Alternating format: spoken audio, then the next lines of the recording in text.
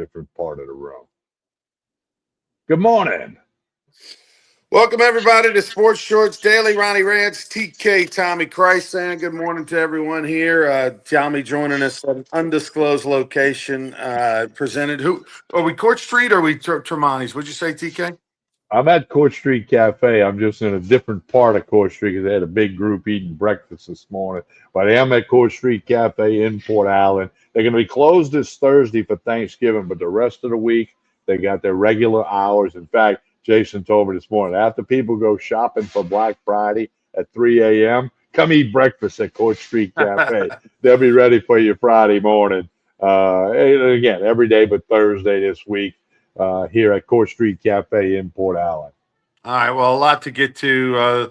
Of course, I want to thank everyone. It was a week ago today, the Louisiana Sports Hall of Fame. We had our golf tournament. We will have our Santa Super 7 online auction in a few weeks. We'll be telling you about that a week from now. We'll give you that date, tell you all about it. You can go to lasportshall.com. We're going to be putting out today on social media some videos and pics and all from that golf tournament last week. So look for that. Give us a follow. All right, Tommy, over the weekend, there was a lot to take in. First off, LSU football survive and advance against WKU. Western Kentucky came in 8-2. LSU was a 3-touchdown favorite. They end up winning 13-10. It was 13-3. They have a minute to go. They're running out the clock. A fumble, but Barry, the running back, gets scoop and score the other way, makes it 13-10. LSU gets an onside kick.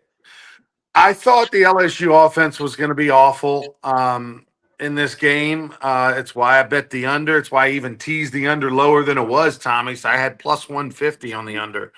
And you and I both won the WKU getting points. I ended up putting a little something in it before kickoff. But I didn't think it was going to be that bad. I didn't think LSU's offense was going to be that atrocious, that abysmal. I was not at the game on Saturday. It was actually in Lake Charles at an MMA event, aka put on an MMA event, a mixed martial arts event at the convention center. So I was there, and I was watching the game on my phone. People that were at the game said it was one of the worst atmospheres they've ever been to. It was, just so apathetic. Nobody cared. Little crowd, left early, just weird feeling there. It was a senior day where Garrett Nussmeier's not dressed out in uniform. I still don't understand that, Tommy, how he's not at least dressed in uniform and is an emergency quarterback, no matter how hurt he is. And yet you had Brian Kelly's son, who was a walk-on, being honored. Brian Kelly was asked earlier in the week not to attend the game, so he obliged. He did not show up because, of course, they didn't want the distraction and the booing and all that kind of stuff. Nussmeier got a nice ovation. Brian Kelly's son, not mixed, nobody booed, but nobody really went crazy either. It just was a weird feeling, Tommy, in the building from all reports. Beautiful day, though. And LSU won. Now, important that they won. It would have been a bigger story had they lost. They got to the 7 wins, but it was so gross. I think Lane Kiffin, if it's to be believed that he's going to be the next coach, which are all the rumors, all the reports, everything is pointing in that direction, which means it probably won't be, right? But if everything is to be believed, I think Lane Kiffin just earned himself a raise on Saturday when LSU scored 13 points against Western Kentucky. I think he just made an extra $1 million on his contract because the offense was so bad.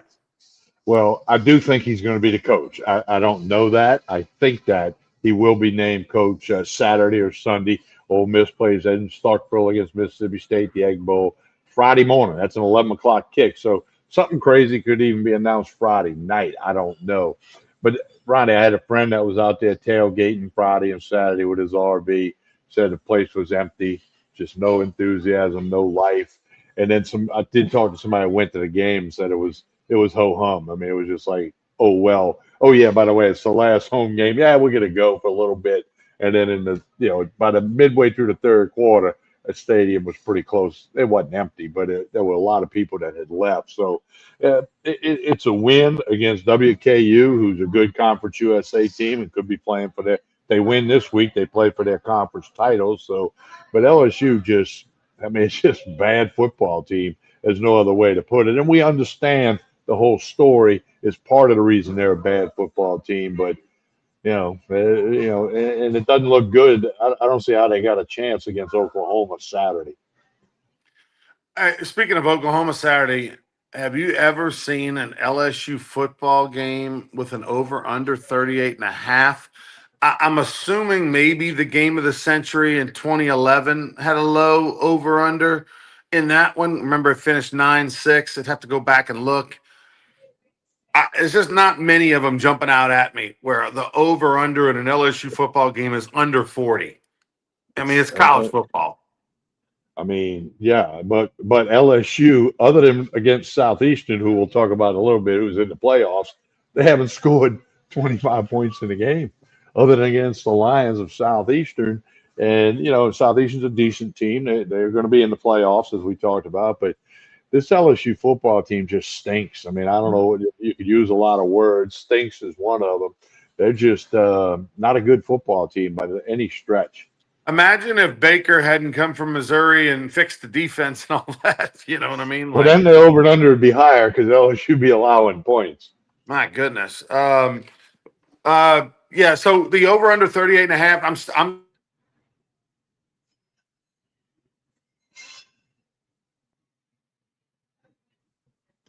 situation where they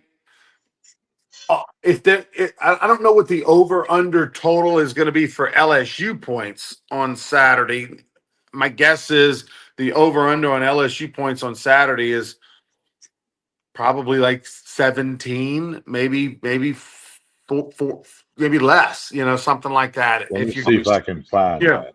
But I think Oklahoma's going to blow out LSU now. Not so much on the scoreboard blowout like they're going to beat them 42-0, but I mean I could see a 24-3. I could see us.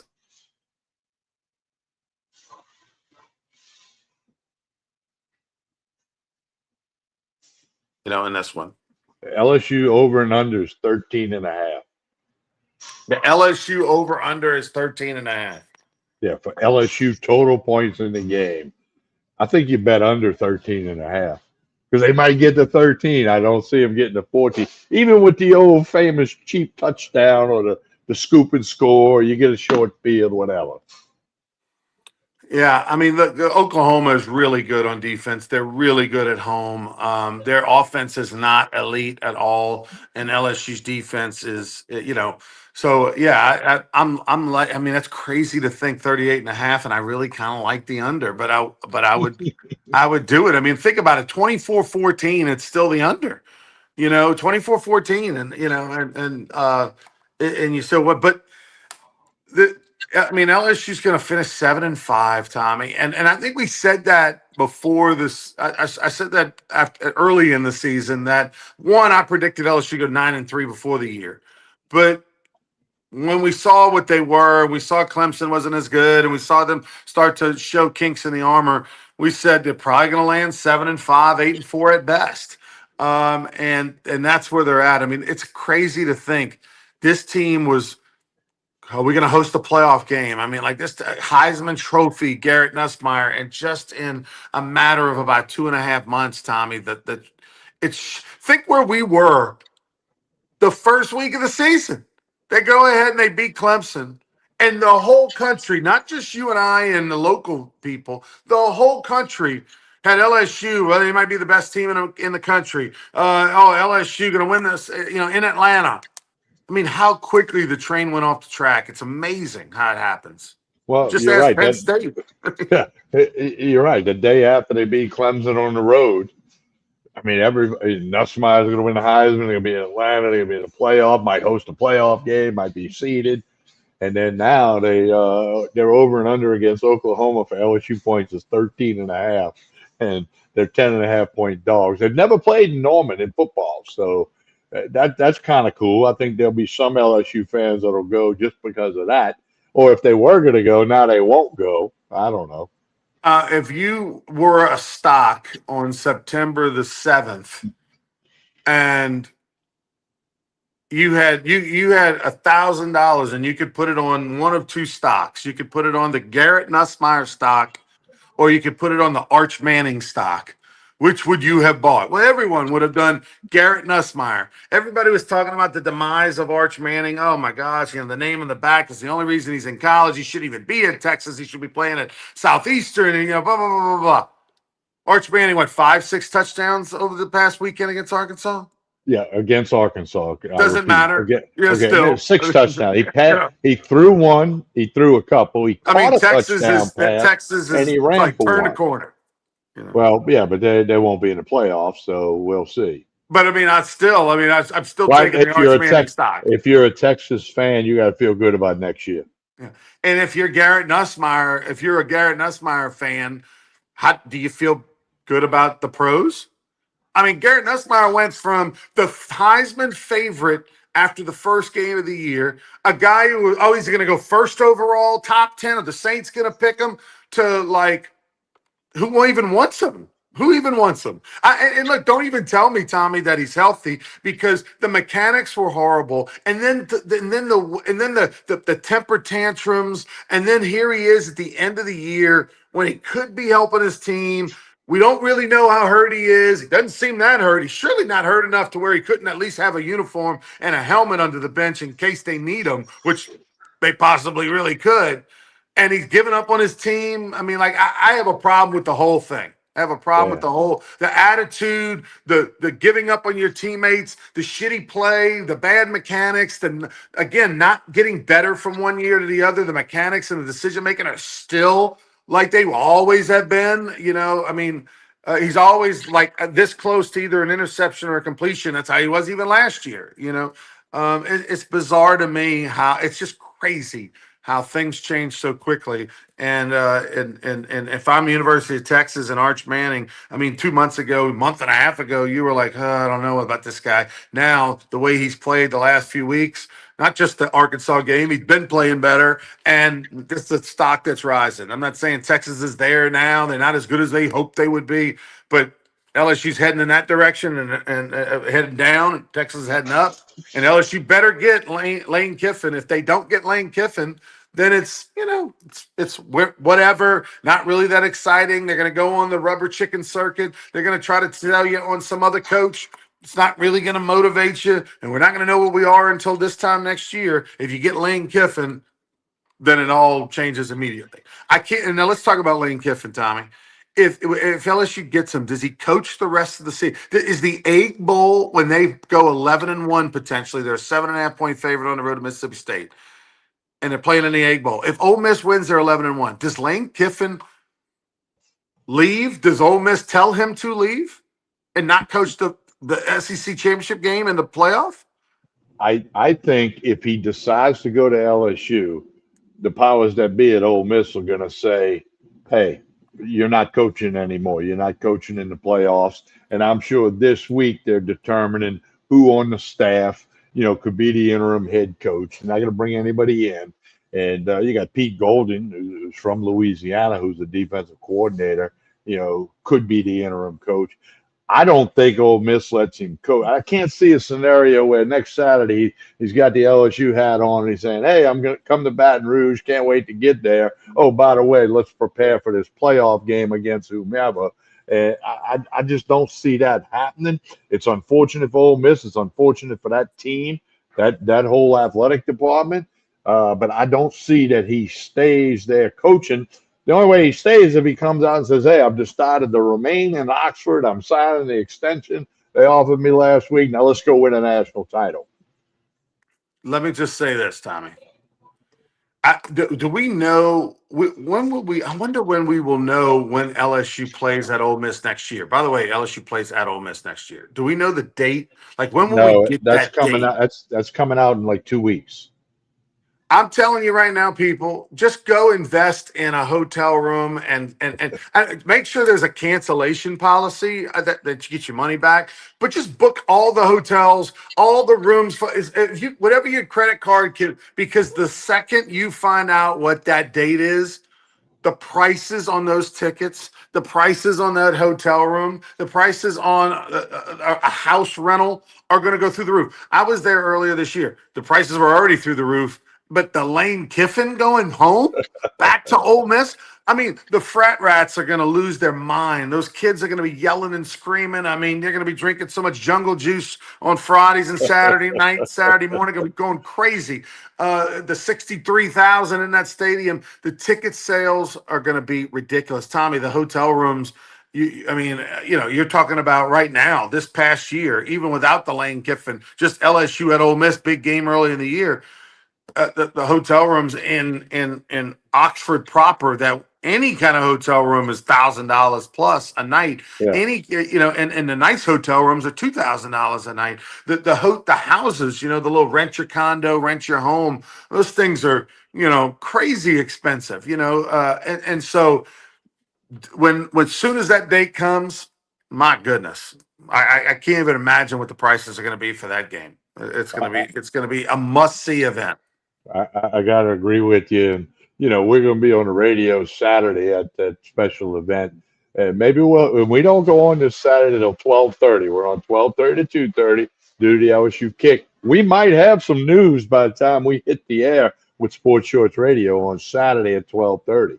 By the way, we'll be at Papa Earl's official tailgate party out at Point Marie. Point Marie is a neighborhood literally next to LeBear's Casino. If you're looking at LeBear's to the right on River Road is where Point Marie is. Look for all the tents and TVs and all that kind of stuff. Big official tailgate. They're going to have all kinds of food vendors, gumbo cook-off going on. They're going to have bands out there, giant 25-foot screen for the game. 25-foot basically TV, if you will. Going to have the game on out there. Bring the family. The weather should be nice. We'll be there from 12:30 to 2:30 doing Sports Shorts radio. Looking forward to that. Papa Earl's, appreciate them being the sponsor of the event.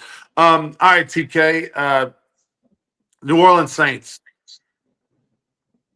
Oh, I needed it. I needed that one. Saints were a 1.5 favorite. They lose.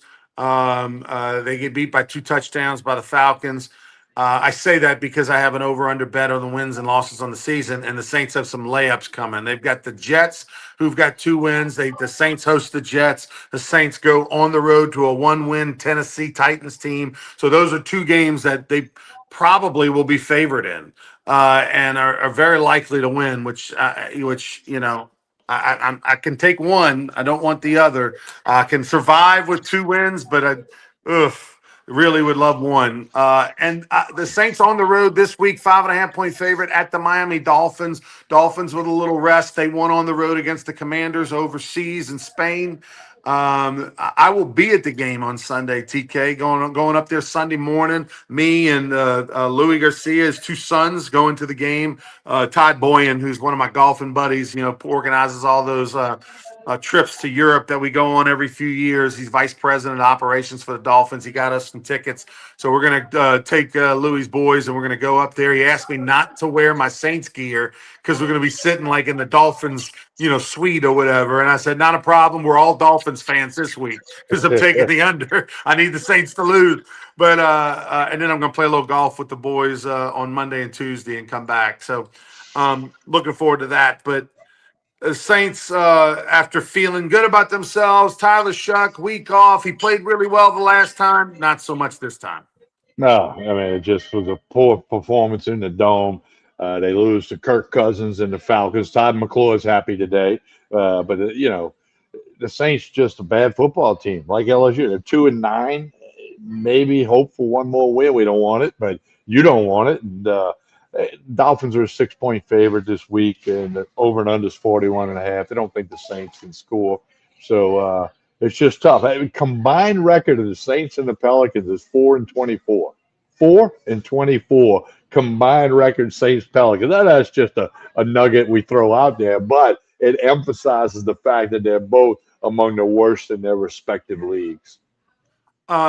Speaking of atmospheres, I'm sure that outside of the dome playing the Falcons, and I heard there were a lot of Falcons fans at that game yesterday. Lots of Falcons fans there. Of course, the Saints and Falcons fans travel a lot back and forth between Atlanta and New Orleans, but it was a big time Falcons takeover this past weekend.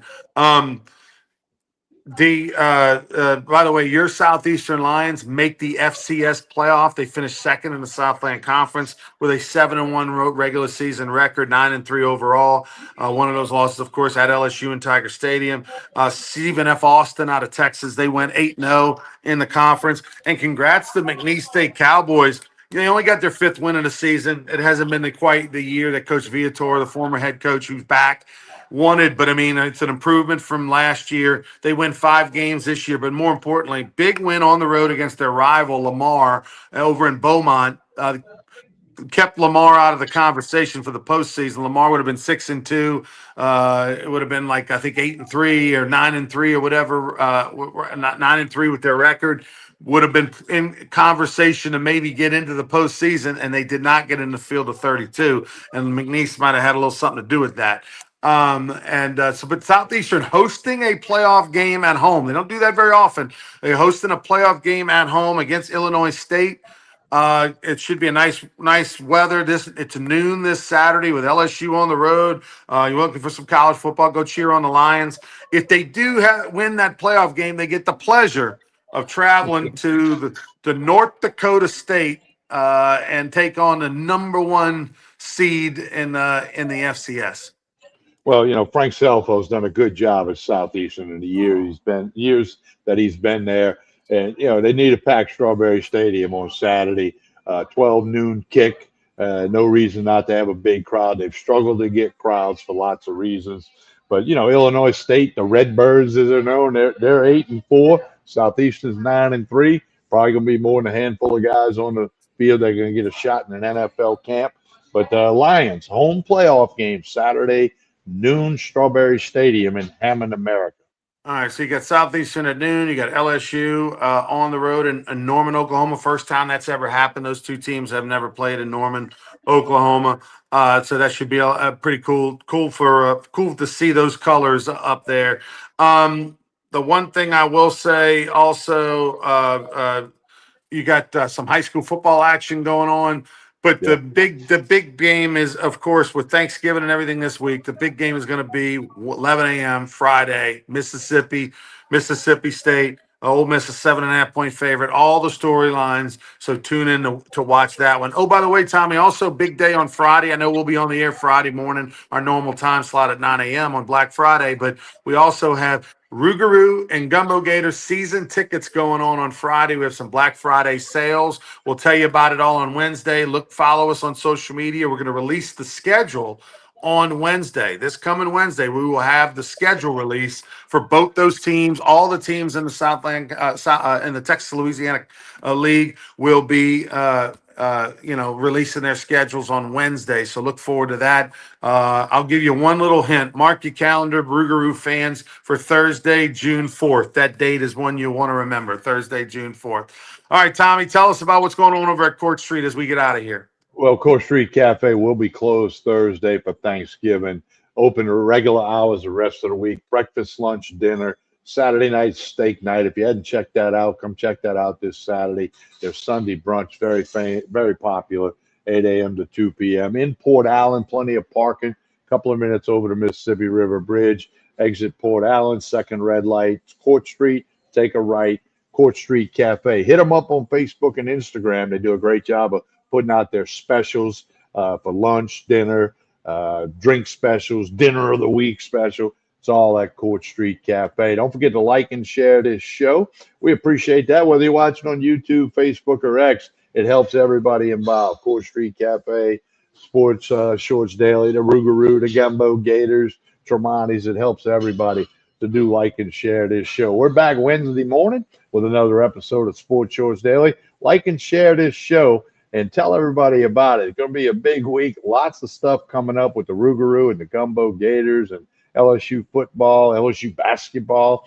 Men's team hits the road for a while. So we'll be back Wednesday morning with another episode of Sports Shorts Daily. On behalf of Ronnie Rantz, I'm Tommy Krysan. Happy Thanksgiving week to everyone.